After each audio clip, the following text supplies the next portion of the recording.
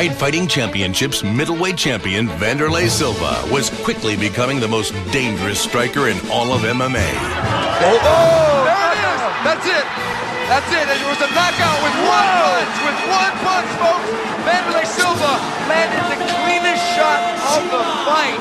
Trained in Muay Thai kickboxing at Curitiba, Brazil's Chute Boxe Academy. Wanderlei's arsenal of heavy punches, devastating knees, brutal stomps, and fight-ending soccer kicks had left a wake of destruction in his path. And Silva now has Kondo on the run, and he knocks him down. There's a stop, another stop. Make it four steps, and he is finished. When Wanderlei won that first middleweight title, that really put him in the seat to go on for years and years and years and establish himself as, you know, one of the faces of Pride, and probably early on the face of Pride. やっぱりこの10年間いろんな選手たちと向き合ってきましたけど、僕の中ではバンダレシーバーが、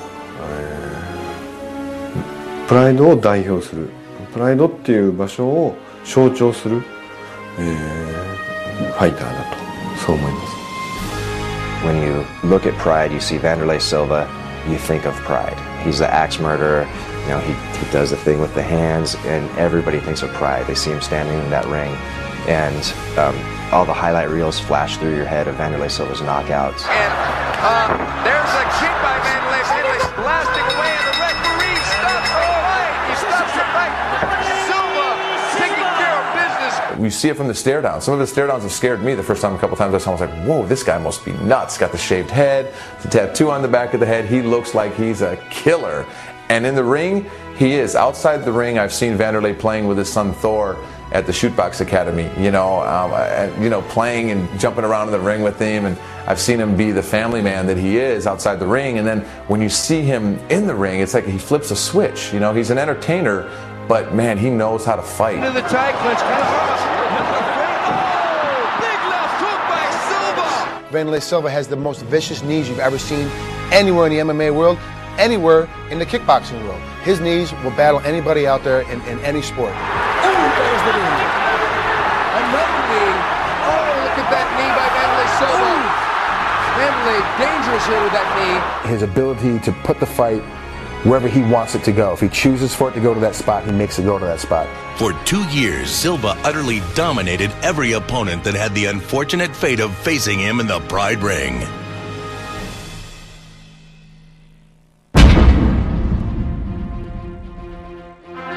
Looking to the past to find a new way to challenge the Brazilian powerhouse, Pride held its first tournament in over 3 years. I think the tournament way of deciding who the best fighter is really effective, you know. I mean, when it's just one-on-one, everybody's going to lose eventually. And, everybody's going to peak one night or the other. And when it comes time to the tournament, you're forced to peak repetitively. And that shows that you're a great athlete and a great fighter.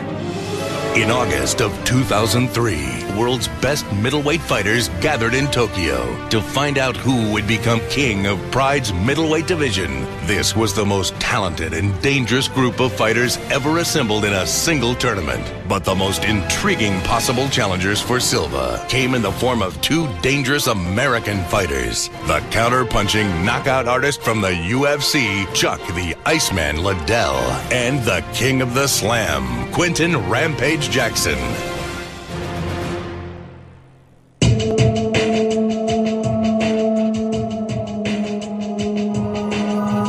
Jackson was proving to be one of the toughest young middleweights in Pride. His victories over Masaki Satake and Igor Vovchanchin showed a fighter redefining the takedown game. Vovchanchin blasting away. Jackson's biggest strength wasn't his powerful stand-up game or his dominating wrestling ability. It was his slams. He's going to do it. Oh, what a slam by Quinton Jackson. Jackson saw this tournament as a chance to finally get a shot at Wanderlei Silva and his middleweight belt.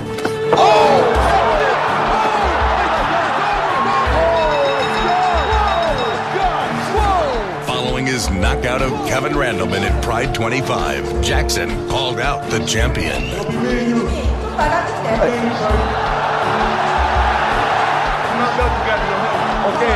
it's on. It's on. Oh, that's what I'm talking about. As bad blood brewed between Silva and Jackson, fans salivated at the thought of the two meeting in the 2003 Grand Prix. Coming from San Luis Obispo, California, Chuck the Iceman Liddell entered the middleweight tournament as one of the favorites to win it all. He also came as a representative of Pride's rival MMA promotion, the UFC.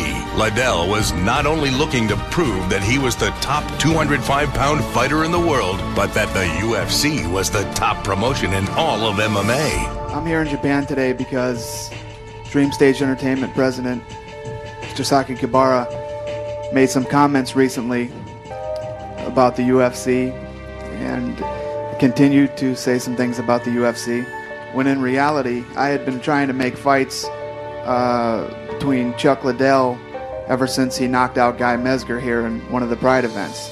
The fight originally that we had wanted was against Wanderlei Silva, the Pride champion, but I see this as a much better opportunity for Chuck to come in and face all the top middleweights in Pride. So when the challenge was made, I was more than happy to stand up and accept this challenge. Chuck Liddell will win the Pride Grand Prix. He is one of the best middleweights in the UFC and in the world. First of all, I want to say that I have to disagree with Dana White and Chuck Liddell. You know what I'm saying? I know that one American will win this tournament. You know what I'm saying? I always bet on black. You know what I'm saying? I like the UFC. Y'all good, but Pride got the best fighters, man. We put it down. We slam them, knee them to the head. You see the best action here, you know what I'm saying? I like the UFC. Y'all good, but Pride is where it's at. Pride is Ichiban. Remember that. I don't know what exactly made the change, but I've been putting pressure on being able to go over there for a long time. I've actually wanted to fight, been asking for Wanderlei for probably 3 years now. So I've been putting a lot of pressure on the UFC to let me go over, and this was an opportunity for me to go over and have my shot in Pride. I don't have much to say to him. I'm here. I mean, I think it's the way the sport should be. The best fighters in the world should fight each other, so I'm coming. Silva versus Liddell was a dream match for many. Two of the best fighters from MMA's two biggest promotions. It was a fight that long seemed impossible, but now seemed imminent. Liddell's opening round, matched up against Alistair Overeem, was guaranteed to produce fireworks. And it didn't disappoint as the two fighters traded blow for blow until only one was left standing. Shot with a left hook and another. Alistair missing with a right.